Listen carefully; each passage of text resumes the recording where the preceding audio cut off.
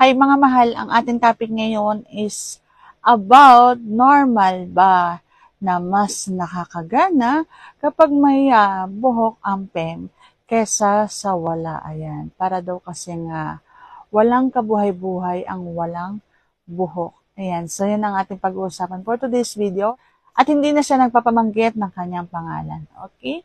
So, pag-uusapan natin na normal nga ba yung mga ganitong bagay. At kung interesado kang malaman, please keep on watching para bago yan. Kung bago ka pa lang sa akin channel, please consider to like this video and subscribe my channel. Ang masasagot ko po dyan is normal. Lahat ng mga gusto natin para magkaroon tayo ng gana, para makaramdam tayo ng L sa ating katawan, sa ating partner, is normal.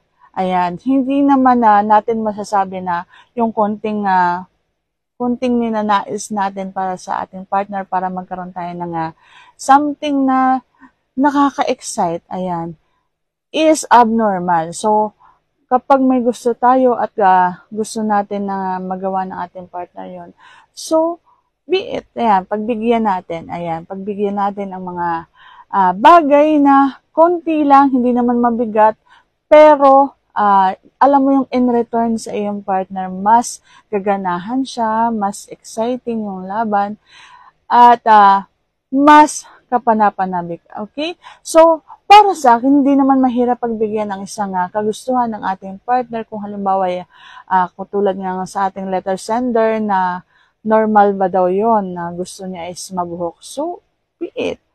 Ako kasi guys, kung ako ang tatanungin nyo, mas prefer ko yung walang buhok. Mas nakakagana, mas yung bang, hindi ko lang alam sa iba talaga guys, ayoko talaga ng may buhok. Yung bang parang may maiiwan na amoy dun sa hair. So ayan, mas ginaganahan ako kung walang buhok yung partner ko.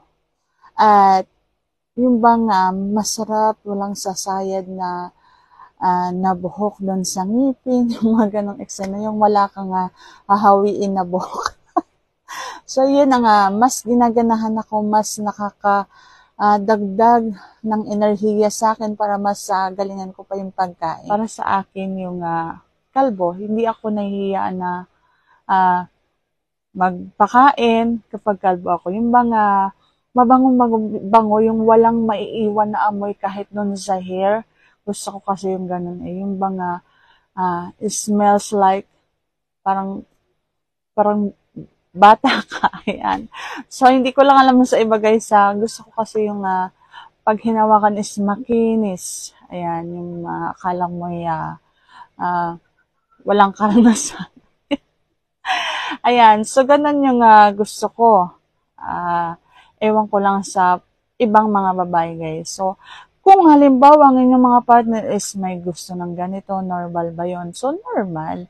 Kapag pinagdamit ka ng sexy, pag pinagdamit ka ng mala-anime, pag pinagdamit ka na akala mo wala ka lang damit, yung mga see-through, yung mga nighties, normal yun. Normal yun para sa akin kung ako ang tatanungin, ha guys?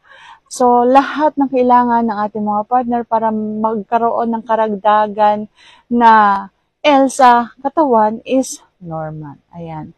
At syempre, mas gaganahan ng isang mag-partner kung halimbawang mahal na mahal nila ang isa't isa. So, yan yung pinaka masarap na sangkap kapag magpapalakpakan kayo, yung nagmamahalan kayo. Okay? So, yan lang mga kamasasagot for today's video. Sana nagustuhan nyo ang aking sagot. And if you like this video, please consider to like and subscribe my channel. Thank you for watching. See you on my next vlog.